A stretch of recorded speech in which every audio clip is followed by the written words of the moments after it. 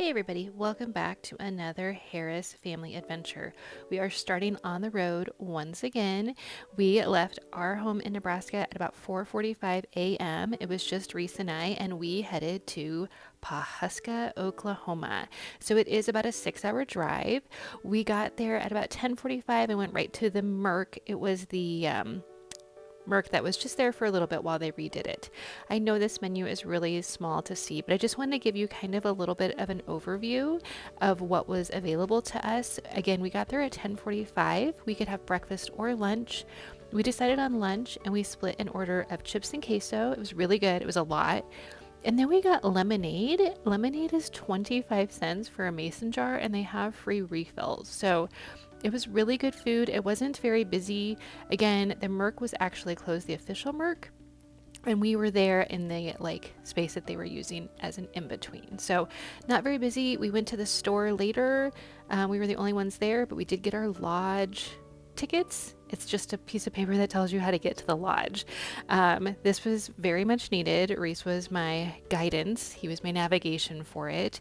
The directions are pretty funny. Like, there might be a sign there, but a cow may have knocked it down, so just kind of pay attention. I do not like driving on gravel roads, and it was probably, I don't even remember now because we went a couple weeks ago, but it was a lot of driving on gravel roads. So I was going to say if you're not comfortable with that, but there's no other way to get there. So yeah, we just followed the directions that they had given us in the store. So you just go to the counter and it's free. And all of this is on their website, and I'll link that down below too. And then it has the directions on the back of it of how to get there. We only did the restaurant in the store. We didn't go to P-Town. They offered us a tour of the boarding house rooms because it was between people checking out and people checking in. But I thought that would be kind of strange just to walk around. So we didn't see the boarding house either. This is as we got there. This is from the parking lot. It was pretty uneven. I was surprised that there were that many houses that close to the lodge. I thought the lodge always kind of looked out onto only land, like that view there, but this is from, like I said, the driveway, the parking area.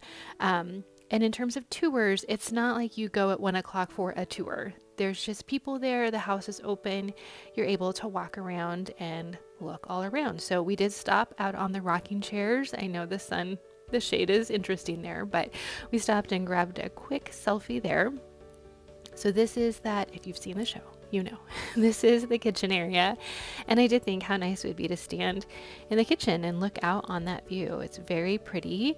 Overall, I would say the main living areas were smaller than I was expecting. It's still a very big lodge area, but overall kind of smaller than I was expecting. Again, there wasn't very many people. I think there were maybe 2 other couples there. They had boxes and racks of free clothes that you could just have. So that was nice. I don't know if they were like last season's stuff that they were trying to get rid of, but that was nice. I got a free duster cardigan type of thing. And like I said, you could open all the drawers. You could look in the fridge. The fridge was empty. The drawers, of course, were all labeled.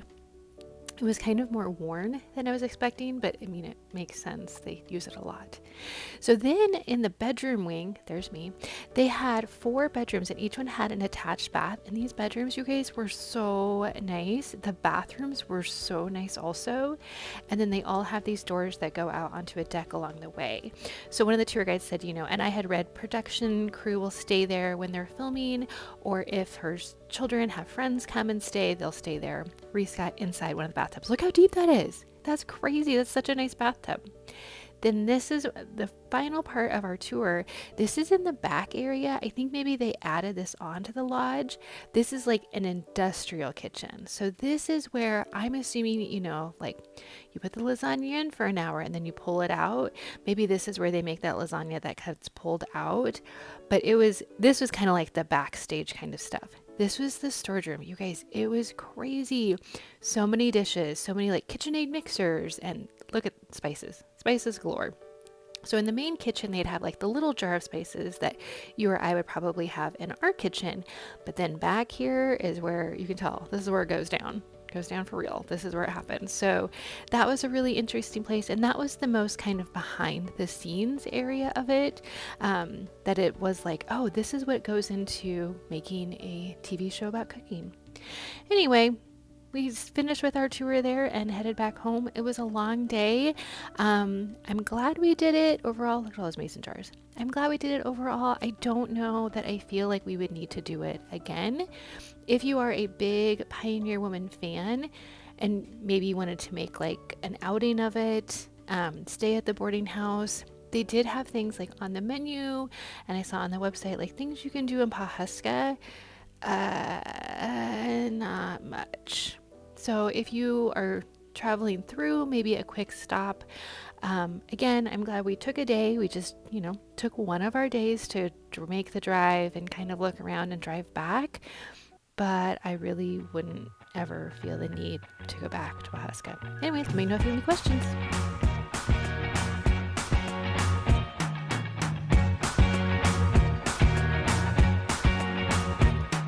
I can't forget the day we met. Your eyes so blue, me piercing through.